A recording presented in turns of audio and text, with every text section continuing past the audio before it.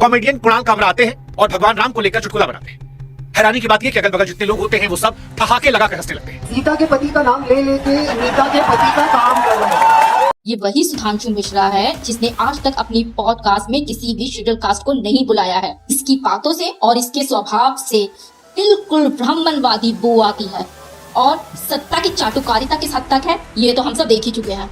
कुणाल कामरा ने जो भी कहा वो इस बात पे डिपेंड करता है कि सामने वाले की सोच और नजरिया कैसा है। सीता के पति का नाम लेकर नीता के पति का काम करना, इसमें गलत क्या है?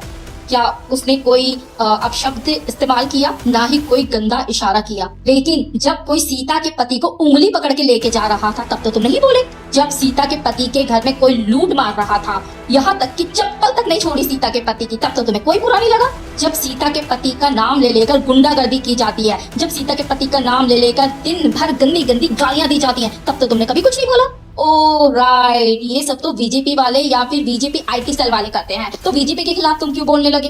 क्योंकि तुम्हें तो सत्ता की चाटुकारिता करनी है। पापा बुरा मान जाएंगे।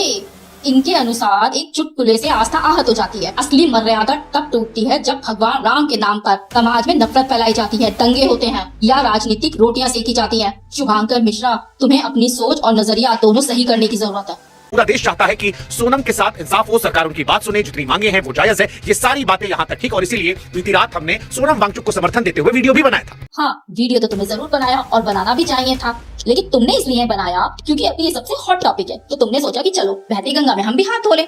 लेकिन वीडियो बनाने के बाद आ गई बीच में पापा की उंगली। अब क्या करें? तो अब तुमने एक बेवजह की बात को फालतू का मुद्दा बना दिया, क्योंकि तुम्हें लगा कि जनता तो मूर्ख है, बेवकूफ है, और धर्म के नाम पे तो बड़ा इजीली बेवकूफ बनाया जा सकता है। देश के साथ, खुद के साथ और अपने उसूलों के साथ तुमने गद्दारी की है। और वीडियो बना के तुमने कोई एहसान नहीं किया था, लेकिन जो तुमने अब किया है ना, वो उसे गद्दारी बोलते हैं।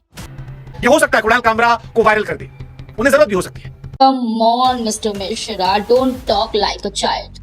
कुणाल कामरा तो ऑलरेडी वायरल है, और उसे कितना वायरल करोगे? आज के टाइम में उसे बच्चा बच्चा जानता है। मुझे ऐसा नहीं लगता कि कुणाल कामरा को इसकी कोई जरूरत है। यह कहना कि कुणाल कामरा सिर्फ वायरल होने के लिए, अटेंशन पाने के लिए ये सब कर रहे हैं, पूरी तरह से गलत है। उन्हें किसी नए फेम की जरूरत ही नहीं है। उन्हें आज देश का बच्चा बच्चा जानता है। जो इंसान पहले से ही इतना फेमस है, उसके पास ऑलरेडी इतनी बड़ी ऑडियंस है, उसे सस्ती लोकप्रियता पाने के लिए किसी विवाद की बैसाखी की जरूरत नहीं है। वो जो बोलते हैं अपनी रीच और प्रभाव की वजह से बोलते हैं, ना कि किसी लाइमलाइट में आने के लिए। जिसे करोड़ों लोग पहले से सुन रहे हैं, वो सिर्फ खबरों में बने रहने के लिए स्टंट नहीं करेगा। औकात है, कोशिश करके देख लीजिए, जानना चाहते हैं। ओ मिस्टर मिश्रा, औकात तो तुमने दिखा दी, सीधा सीधा ऑन कैमरा धमकी देकर आ गए ना अपनी औकात पर। 2 कौड़ी के चुटकुलों के लिए करोड़ों लोगों की आस्था को दांव पर लगाया गया, और भगवान राम का मजाक उड़ाते, भगवान शिव का मजाक उड़ाते हुए, प्रेमानंद महाराज का मजाक उड़ाते हुए, हनुमान जी को लेकर तमाम तरह की टिप्पणियां करते हुए, और फिर हिंदुओं का मजाक उड़ाइए। कोई आकर सीता के पति की तारीफ करवाइए।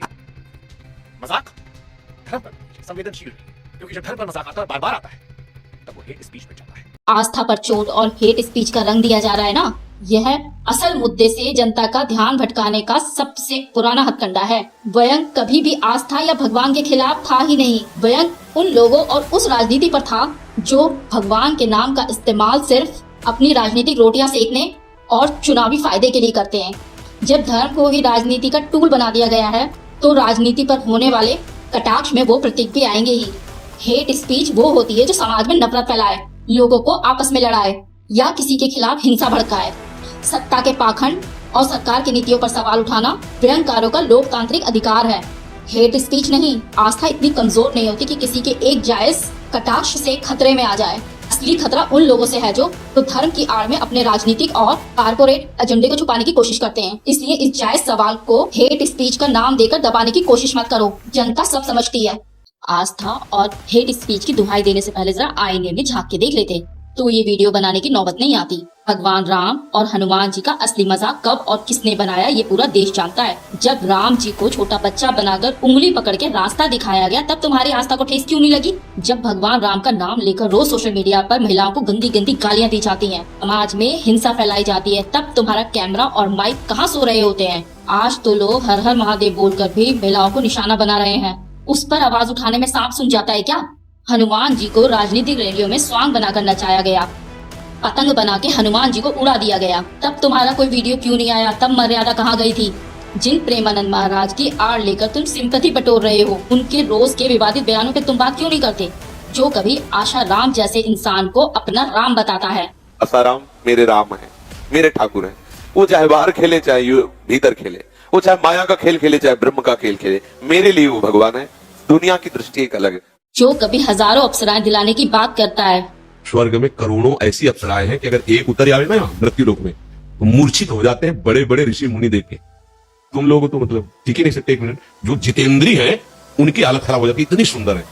कभी कहता है कि भाई बहन को और माँ बेटे को साथ में नहीं बैठना चाहिए क्योंकि इंद्रियां बलवान होती हैं। इंद्रियां बड़ी बलवान है जो बड़े बड़े विद्वानों को भी खींचकर भ्रष्ट कर देती है। इसलिए एकांत में अपनी बहन के पास बहुत समय तक नहीं रहना चाहिए, अपनी बेटी के पास भी बहुत समय तक नहीं रहना चाहिए, और पुत्र जवान हो तो एक सैया पे एकांत में माँ को भी नहीं लिखना चाहिए। क्या ये सोच समाज के लिए सही है? कभी कहता है कि 100 में से सिर्फ 4 लड़कियां ही पवित्र बची हैं। बड़ा मुश्किल है। 100 में कोई 2-4 कन्याएं ऐसी होंगी जो अपना पवित्र जीवन रखकर किसी पुरुष को समर्पित होती होंगी। कैसे वो सच्ची बहू बनेगी? जो 4 लड़कों से मिल चुकी वो सच्ची बहू। और कभी पढ़ाई लिखाई को और डिग्री को ये बोल के खारिज कर देता है कि इससे भाग्य नहीं बदलेगा। पढ़ाई लिखाई करने से भाग्य नहीं बदलने वाला। बड़े पढ़े लिखे ऐसे घूम रहे हैं, डिग्री लिए घूम रहे हैं, क्योंकि भाग्य में नहीं है ना नौकरी। जो इंसान रोज खुद ऐसी विवादित बयान दे रहा हो, उसे ढाल बनाकर तुम दूसरों को नैतिकता का पाठ पढ़ा रहे हो। यहाँ तक कि राम मंदिर में इतनी बड़ी चोरी हो गई लेकिन उसमें भी तुम्हारा एक बयान नहीं आया। इसका मतलब साफ है कि तुम्हारा धर्म, आस्था और मर्यादा से कोई लेना देना नहीं है। तुम्हारा मकसद सिर्फ कुछ चुनिंदा लोगों को निशाना बनाना और अपने राजनीतिक गुरुओं को बचाना है। जब भगवान के नाम पर व्यापार और दुरुपयोग होता है तब तुम चुप रहते हो, और जब कोई उस पाखंड पर एक छोटा सा व्यंग कर दे तो तुम हेट स्पीच का रोना रोने लगते हो। यह दोगलापन बंद करो। जनता अब तुम्हारी चाल को अच्छे से समझ चुकी है। धर्मेंद्र प्रधान का इस्तीफा हो ना हो, धर्मेंद्र प्रधान का इस्तीफा हो ना हो, ये बोलने में तुम्हें शर्म आनी चाहिए। ये बोलने से पहले जरा उन लोगों का दर्द तो देख लेते जो सड़कों पर बैठे हैं। ये कोई राजनीति का खेल नहीं है। यहाँ एक इंसान का पूरा भविष्य, उसका जिंदगी दांव पे लगा है। लोकतंत्र में असली राजा जनता होती है। जब जनता ने धर्मेंद्र प्रधान को चुन के उस जगह बैठाया था तो आज जनता का हर एक नागरिक उसका इस्तीफा चाहता है। देश का हर एक नागरिक और हर एक छात्र अपने हक की लड़ाई लड़ रहा है और अपनी जिम्मेदारी निभाने वाले प्रधान का इस्तीफा मांग रहा है। तब तुम बीच में आके ये ज्ञान दे रहे हो कि इस्तीफा हो या ना हो। तुम्हें शर्म आनी चाहिए कि तुम उस जनता की आवाज उठाने के बजाय जो संकट में है, कुर्सी पर बैठे लोगों का बचाव करने की कोशिश कर रहे हो। जब जिम्मेदारी बड़ी होती है तो जवाबदेही भी उतनी ही बड़ी होनी चाहिए। शर्म करो, शर्म।